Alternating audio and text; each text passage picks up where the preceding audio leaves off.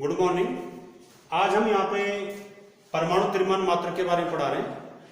कल भी हमने इसका जिक्र किया था, थोड़ा इसको रिमाइंड कर रहा हूँ आपके लिए कि बहुत सूक्ष्म कणों के द्रव्यमान को अगर हम नापें और सूक्ष्म कणों के द्रव्यमान को अगर हम किलोग्राम में व्यक्त करें तो वो जो है ज़्यादा व्यावहारिक नहीं होता। जैसे परमाणु, नाभिक के अंदर के जो कण हैं, न्यूट्रॉन, प्रोटॉन या नाभिक के बाहर इलेक्ट्रॉन है, इनके द्रव्यमानों को अगर हम किलोग्राम में व्यक्त करें तो ये ज़्यादा व्यावहारिक नहीं है, क्योंकि एक बड़ी संख्या के रूप में आता है। जैसे इसका न्यूट्रॉन का जो द्रव्यमान है, न्यूट्रॉन का द्रव्यमान है 9.1 इंटू 10⁻³ किलोग्राम।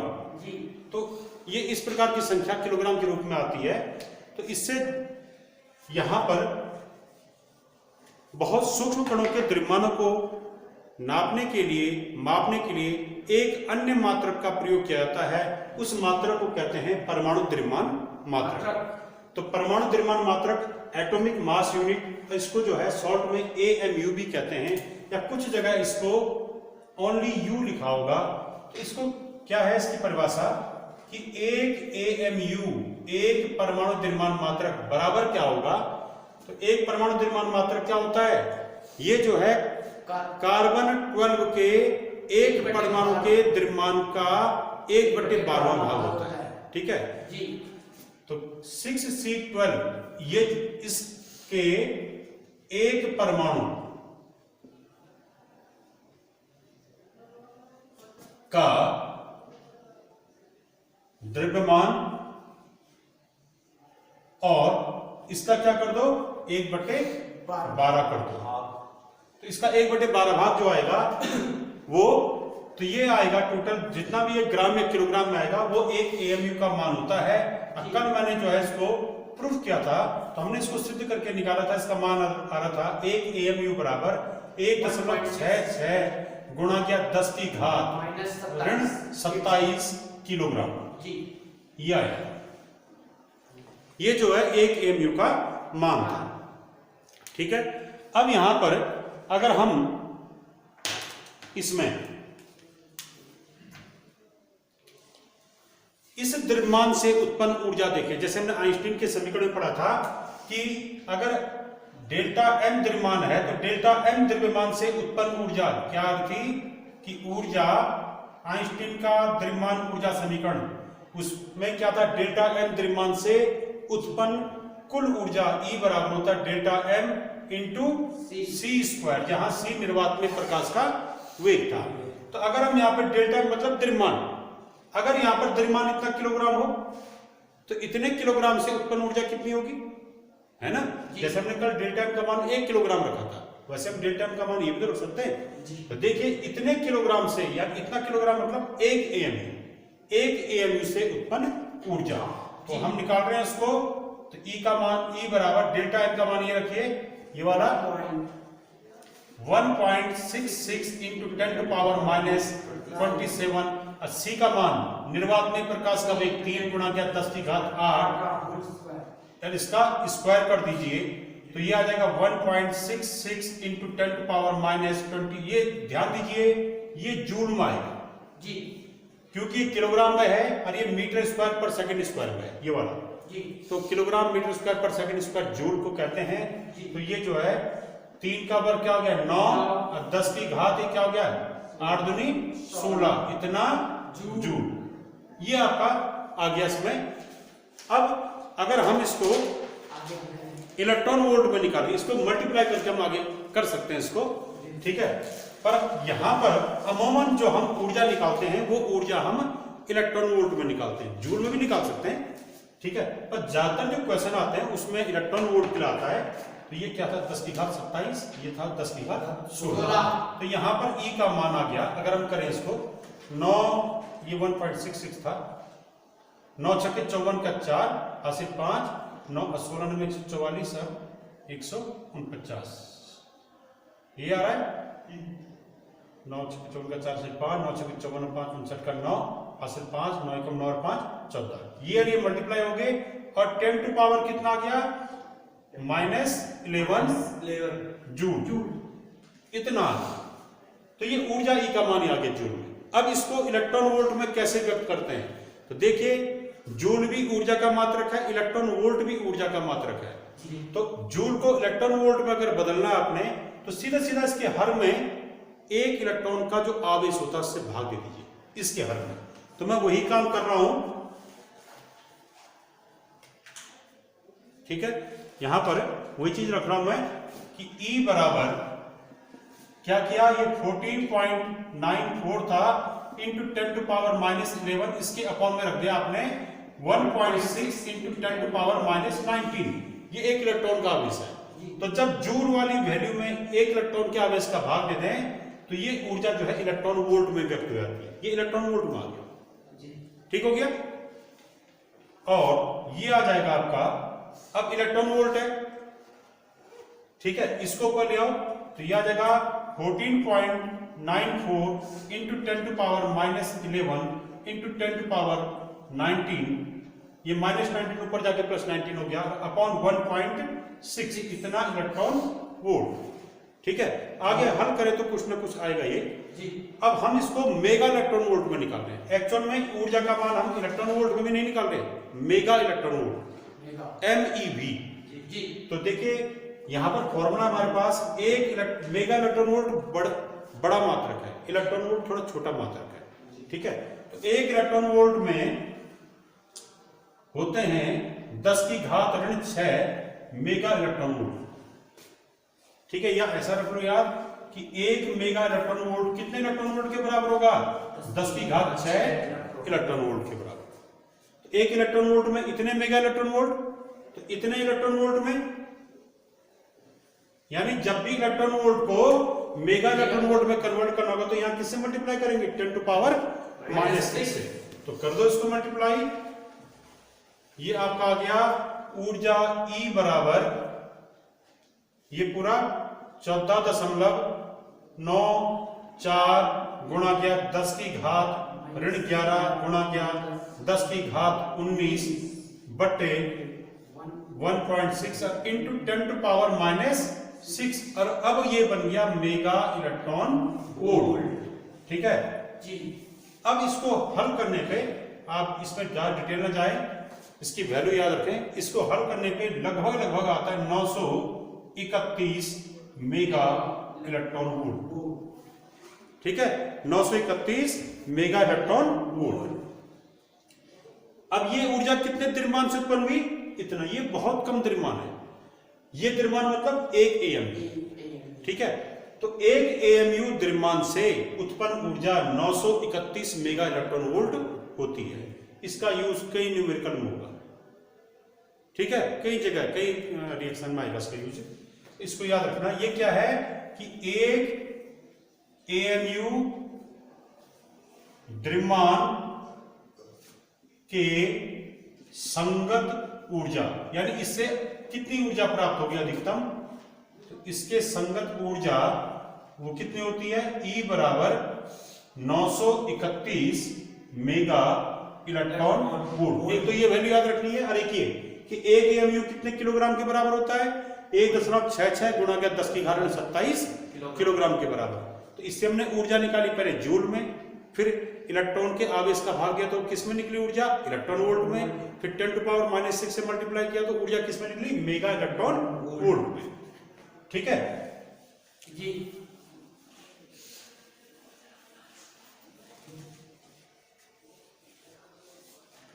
अब इन्होंने आइंस्टीन ने ये कहा था कि द्रव्यमान को ऊर्जा में और ऊर्जा को द्रव्यमान में परिवर्तित कर सकते हैं जी। तो उस पर आधारित जो उदाहरण थे, जैसे कि अगर हम ये करें कि 2 कणों द्रव्यमान है, उन द्रव्यमानों से कितनी ऊर्जा उत्पन्न हो रही है, तो द्रव्यमान किसका होगा, पिंड का या कण का। तो जैसे यहां पर एक उदाहरण मैं दे रहा हूं युग्म विनाश का। युग्म विनाश एक घटना है जिसमें कणों के द्रव्यमान से ऊर्जा उत्पन्न होती है, तो इसका नाम है पेयर एनिहिलेशन। Pair annihilation.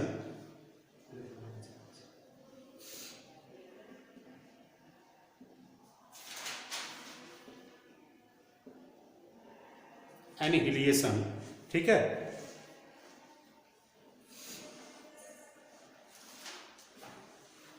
ये है पेयर एनिहिलेशन, एनिहिलेशन विनाश, ठीक है। तो इसमें क्या है, इसका मतलब थोड़ा शॉर्ट में बता रहा हूं। युग्म विनाश क्या चीज में, कि यदि ऐसे दो कण हो जो सिर्फ एक गुण को छोड़कर बाकी सभी गुणों में एक दूसरे के समान हो, ध्यान से सुनिए, ऐसे दो कण जो केवल एक गुण को छोड़कर बाकी अन्य गुणों में एक दूसरे के समान होते हैं, ऐसे कण एक दूसरे के प्रतिकण कहलाते हैं। एक शब्द आ रहा है प्रतिकण, प्रतिकण, इसको इंग्लिश में कहते हैं एंटी पार्टिकल, एंटी पार्टिकल। तो एंटी पार्टिकल वो पार्टिकल्स होते हैं जिनमें सभी गुण एक दूसरे, माने एंटी पार्टिकल दो पार्टिकल होंगे, ये सब गुणों में एक दूसरे के समान होते हैं, सिर्फ एक गुण में एक दूसरे के विपरीत होते हैं। तो जैसे मैं कुछ उदाहरण दे रहा हूं, जैसे पॉजिट्रॉन, पॉजिट्रॉन और दूसरा आपका इलेक्ट्रॉन या बीटा कण कह सकते हैं आप। ये बीटा कण या इलेक्ट्रॉन का सूत्र है, ठीक है।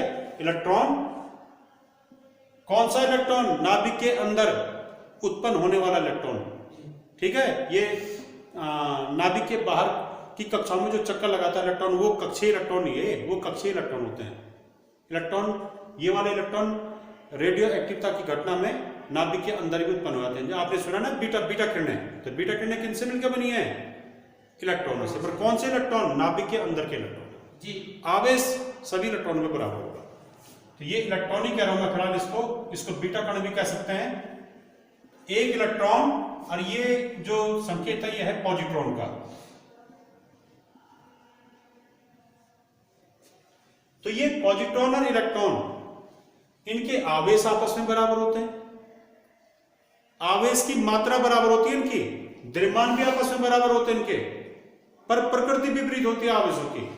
इलेक्ट्रॉन पे ऋणावेश होता है तो पॉजिट्रॉन पे धनावेश होता है। यही एक गुण ऐसा जो विपरीत है एक दूसरे के, बाकी आवेशों की मात्रा समान है, द्रव्यमान समान है। तो अतः ये दोनों कण एक दूसरे के क्या कहलाएंगे, प्रतिकण, एंटी पार्टिकल। तो जब ये प्रतिकण एक दूसरे से संयोग करते हैं तो ये एक दूसरे का विनाश कर देते हैं, ये खत्म हो जाएंगे, तब ये नहीं रहेंगे, ठीक है। जब भी प्रतिकण आपस में मिलेंगे वो एक दूसरे को खत्म करेंगे, और खत्म करके क्या उत्पन्न होगा, ये तो इसका भी द्रव्यमान है, इसका भी द्रव्यमान है। अब ये दोनों द्रव्यमान मिले आपस में, द्रव्यमान खत्म हो गया, मैं ये कह रहा हूं, तो क्या उत्पन्न होगा, ऊर्जा, ठीक है। क्योंकि आइंस्टीन का जो द्रव्यमान ऊर्जा समीकरण है उसमें अगर द्रव्यमान खत्म होगा तो ऊर्जा उत्पन्न होगी, ऊर्जा खत्म होगी तो द्रव्यमान उत्पन्न होगा। तो यहाँ पर द्रव्यमान खत्म हुआ, ये कण मिलकर एक दूसरे का विनाश कर रहे हैं, तो यहाँ पर क्या होता है, ऊर्जा उत्पन्न होती है। तो कितनी ऊर्जा उत्पन्न होगी, फोटोन के रूप में ऊर्जा उत्पन्न होती है। किसके रूप में, फोटोनों के रूप में। ऐसे फोटोन जिनकी आवृत्ति न्यू है, तो यदि आवृत्ति क्या हो, न्यू हो, तो ऊर्जा कितनी होती है भाई, आपने प्लांक का समीकरण पढ़ा था, ऊर्जा E बराबर h न्यू पढ़ा था ना, ऊर्जा E बराबर h न्यू। E था ऊर्जा, न्यू क्या था, आवृत्ति, h था प्लांक नियतांक था। तो आवृत्ति से ऊर्जा कैसे प्राप्त करते हैं, h से मल्टीप्लाई करते हैं, h इंटू न्यू, ये ऊर्जा है। तो ये h न्यू भी क्या होगी, ऊर्जा, ये h न्यू भी क्या होगी, ऊर्जा। तो ये होता क्या, इनके मिलने से यहां पर फोटोनों के रूप में ऊर्जा उत्पन्न होती है। यहां पर क्या होता है, ये फोटोन तरंगों के रूप में ऊर्जा उत्पन्न होती है। तो वहां पर फोटोनों की आवृत्ति क्या, न्यू और न्यू, दो फोटोन उत्पन्न होते हैं। एक फोटोन की ऊर्जा ये है, दूसरे फोटोन की ऊर्जा ये है, तो ये ऊर्जा उत्पन्न होगी। अब कितनी ऊर्जा होगी हम इसको निकाल सकते हैं, कैसे निकालेंगे, हम इन दोनों कणों का द्रव्यमान निकाल देंगे। इलेक्ट्रॉन का द्रव्यमान हमको पता है, उतना ही द्रव्यमान पॉजिट्रॉन का भी होता है, दोनों का कुल द्रव्यमान निकाल देंगे। तो हमको पता हो गया कि रिएक्शन से पहले का कुल द्रव्यमान कितना था, मिल गया।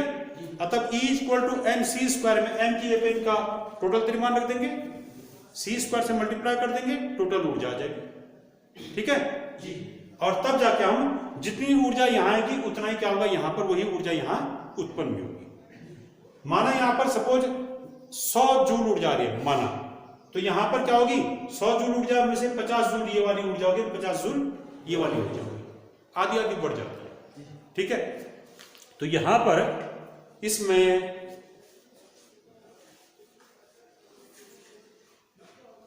अगर मैं निकाल के दिखाऊं आपको, तो एक इलेक्ट्रॉन की ऊर्जा कितनी होती है? ये एक इलेक्ट्रॉन की, सॉरी, इसका द्रव्यमान है 9.1 गुणा के 10⁻31 किलोग्राम। और ऐसे ही एक पॉजिट्रॉन का द्रव्यमान भी, इसका द्रव्यमान भी 9.1 गुणा के 10⁻31 किलोग्राम। तो कुल द्रव्यमान कितना हो गया यहां पे? यानी रिएक्शन से पहले इन एंटी पार्टिकल का, इन प्रतिकणों का कुल द्रव्यमान, इसको m मान लो, कितना हो गया? ये हिस्सा जुड़ेगा केवल 9.1 और 9.1 जुड़ के हो गया 18.2 गुणा के 10⁻31 किलोग्राम। ये m आ गया। अब इसको c² से मल्टीप्लाई कर दो, mc² आ जाएगा, तब वो ऊर्जा आ जाएगी।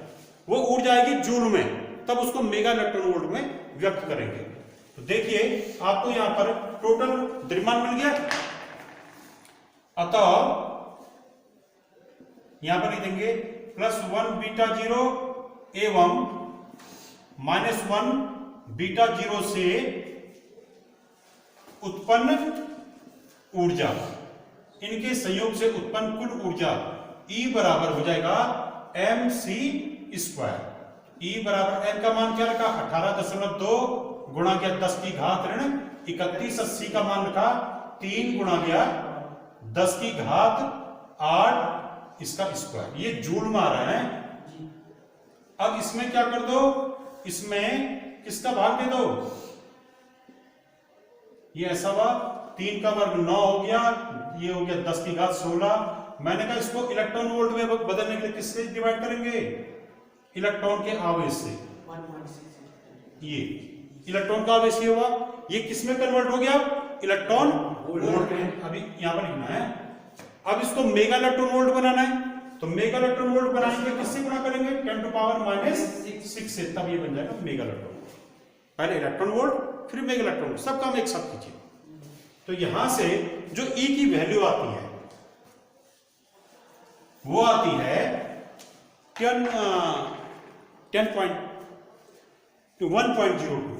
ठीक है, यहां से E की वैल्यू आती है 1.02 मेगा इलेक्ट्रॉन वोल्ट। कुछ को ये याद रखना, क्योंकि इसमें कैलकुलेशन तो बहुत ज्यादा हो जाएगी। आप इसको इससे मल्टीप्लाई करेंगे, इससे डिवाइड करेंगे तो टाइम ज्यादा लगेगा। कुछ चीजें एग्जाम्पल के रूप में याद रखिए कि E का मान यहां पर क्या आता है इस रिएक्शन में? 1.02 मेगा इलेक्ट्रॉन वोल्ट है। यानी इन दोनों के संयोग से इतनी ऊर्जा उत्पन्न हुई। तो ये वो ऊर्जा यही तो है। तो यानी यहां पर टोटल ऊर्जा ये वाली उत्पन्न होगी। ठीक है, ठीक। तो एक, अब ये 2 फोटोनों की ऊर्जा है, तो एक फोटोन की ऊर्जा कितनी होगी? यहां पर तो फोटोन उत्पन्न हुए, ऊर्जा के रूप में फोटोन उत्पन्न होते हैं, तरंगें उत्पन्न होती हैं। ठीक है, तो यहां पर ये किसकी ऊर्जा है? ये ऊर्जा हो जाएगी उत्पन्न 2 फोटोनों की ऊर्जा। यहां पर जो ऊर्जा उत्पन्न होती है फोटोन के रूप में होती है जी। तो फोटोनों की ऊर्जा, ये ऊर्जा तो ये आई। तो एक फोटोन की ऊर्जा कितनी आएगी जब 2 फोटोन की ऊर्जा ये है?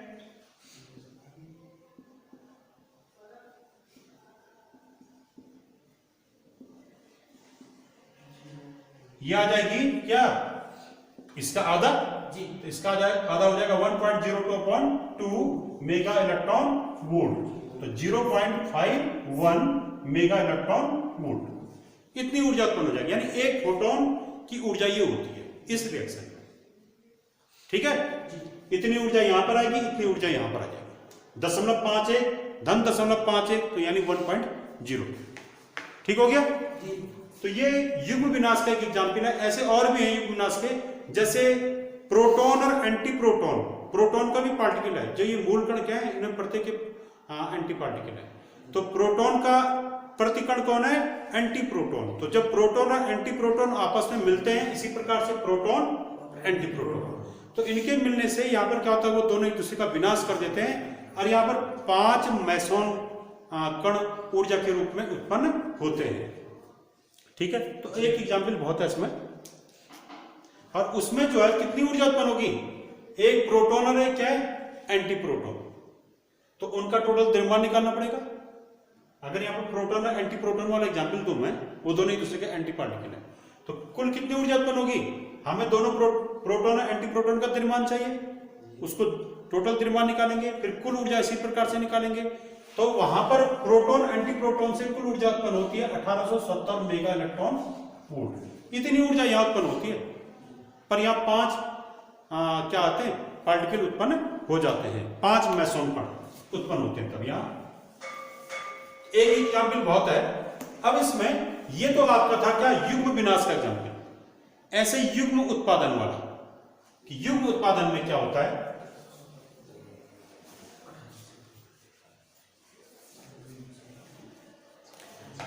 पेयर प्रोडक्शन,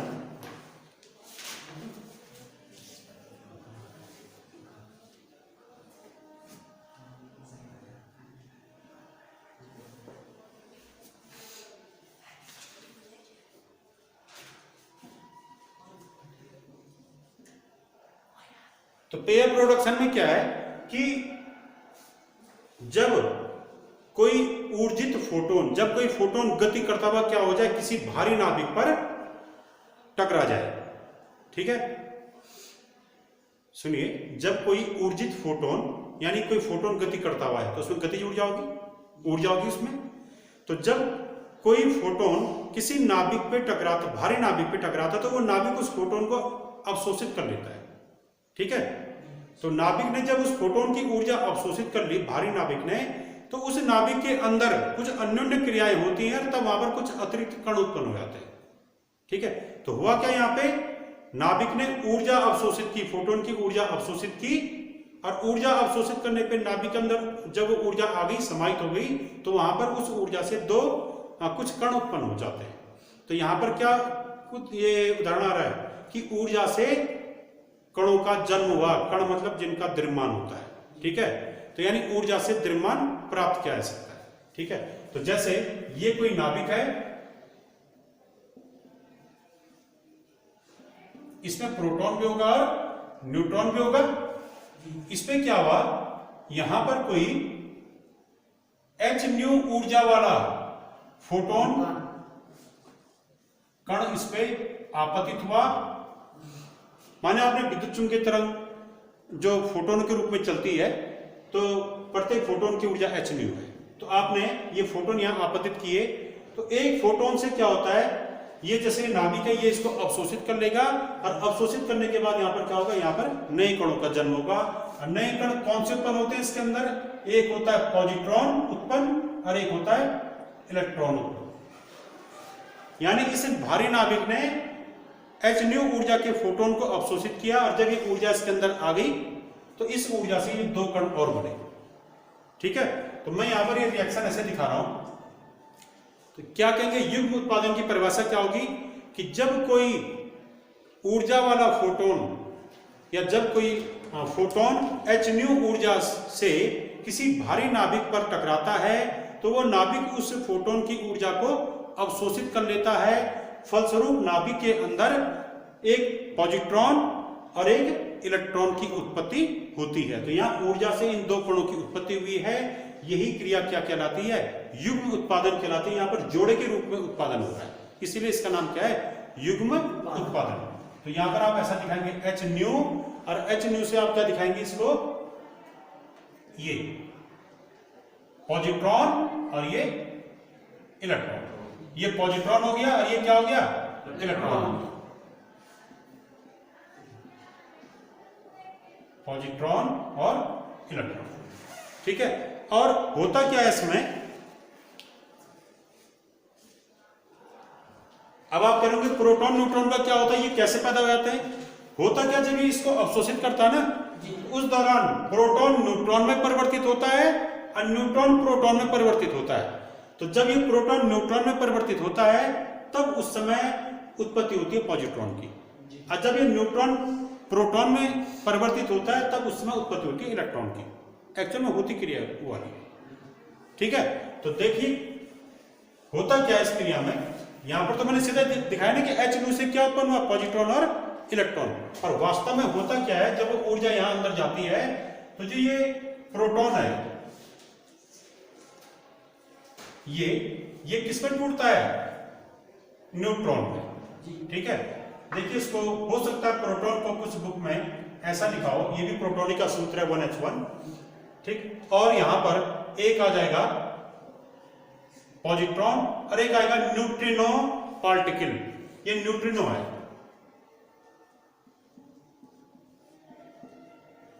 और ये क्या है, पॉजिट्रॉन, और ये न्यूट्रॉन, और ये प्रोटॉन। तो प्रोटॉन तो न्यूट्रॉन में परिवर्तित हो जाता है, और जो न्यूट्रॉन था वो प्रोटॉन में परिवर्तित हो जाता है, ये प्रोटॉन प्लस। अब इसके साथ क्या होगा, जब न्यूट्रॉन प्रोटॉन में परिवर्तित होता है तो साथ में एक इलेक्ट्रॉन भी उत्पन्न हो जाता है, बीटा कण, और इसके साथ एक और पार्टिकल एंटी न्यूट्रिनो भी उत्पन्न होता है, एंटी न्यूट्रिनो भी इसमें उत्पन्न हो जाता है। ठीक है ना। तो यहां पर हम ये निकाल सकते हैं कि जैसे यहां पर अगर आपको ऊर्जा पता है कि इतनी ऊर्जा का फोटोन पड़ा जी, ठीक है, जैसे यहां पर कौन से कण उत्पन्न हुए युग्म उत्पादन में, ये दोनों कण, ठीक है, तो इनका द्रव्यमान हमको पता है, अभी निकाला। इनके यहां पर जो उत्पन्न हुए इन द्रव्यमानों के संगत कुल ऊर्जा भी निकल जाएगी, अभी तो निकाली मैंने। पॉजिट्रॉन इलेक्ट्रॉन से टोटल कुल ऊर्जा कितनी निकलती, 1.02 मेगा इलेक्ट्रॉन वोल्ट, अभी निकालेगी युग्म विनाश वाली में। तो यानी जो यहां पर एक कण उत्पन्न हुए इनके संगत ऊर्जा क्या थी, 1.02 मेगा इलेक्ट्रॉन वोल्ट। तो उतनी ऊर्जा के कण उत्पन्न हुए, तो ये कण तभी उत्पन्न हुए होंगे जब उतनी ऊर्जा यहां अंदर समाहित हुई होगी। और यहां अंदर ये h न्यू ऊर्जा गई ना, तो इस ऊर्जा का मान कितना होगा, ये कैसे निकालेंगे, यहां देखेंगे ये दो कण उत्पन्न हुए इस ऊर्जा से, तो इन दो कणों का टोटल द्रव्यमान निकाला, इन दो कणों से उन द्रव्यमान से टोटल ऊर्जा निकाली, तो इनसे कुल ऊर्जा कितनी आ रही है इलेक्ट्रॉन और प्रोटॉन से, 1.02 मेगा इलेक्ट्रॉन वोल्ट। तो यानी इतनी ऊर्जा आ रही है इन दो कणों के मिलने से, तो इतनी ऊर्जा का ही फोटोन क्या होगा, या नाभिक पर टकराया होगा। यानी नाभिक पर टकराने वाले फोटोन की ऊर्जा भी क्या रही होगी, 1.02 मेगा इलेक्ट्रॉन वोल्ट की रही होगी। ठीक है,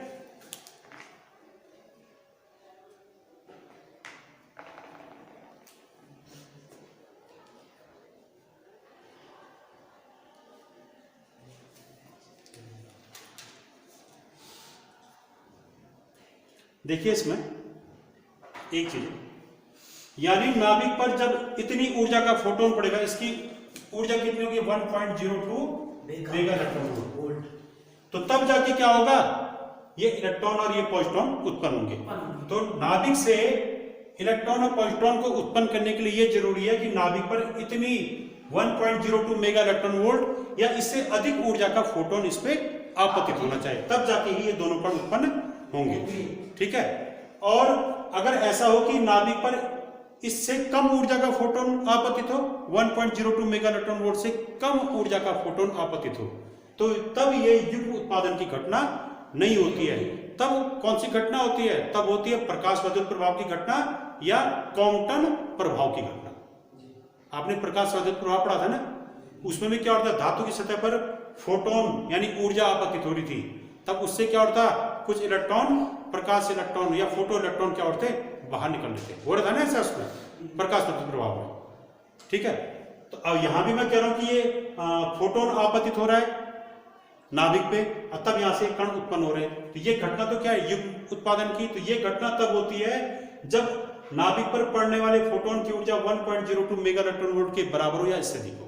अगर आपतित फोटोन की ऊर्जा 1.02 मेगा इलेक्ट्रॉन वोल्ट से कम है, तो तब जो है युग्म उत्पादन की घटना संपन्न नहीं होती है, तब प्रकाश विद्युत प्रभाव या क्वांटम प्रभाव की घटना संपादित होती है। ठीक है, आज के लिए इतना पर्याप्त है। अगली बार आपको द्रव्यमान क्षति और बंधन ऊर्जा इसके बारे में पढ़ाएंगे। ठीक है, थैंक यू।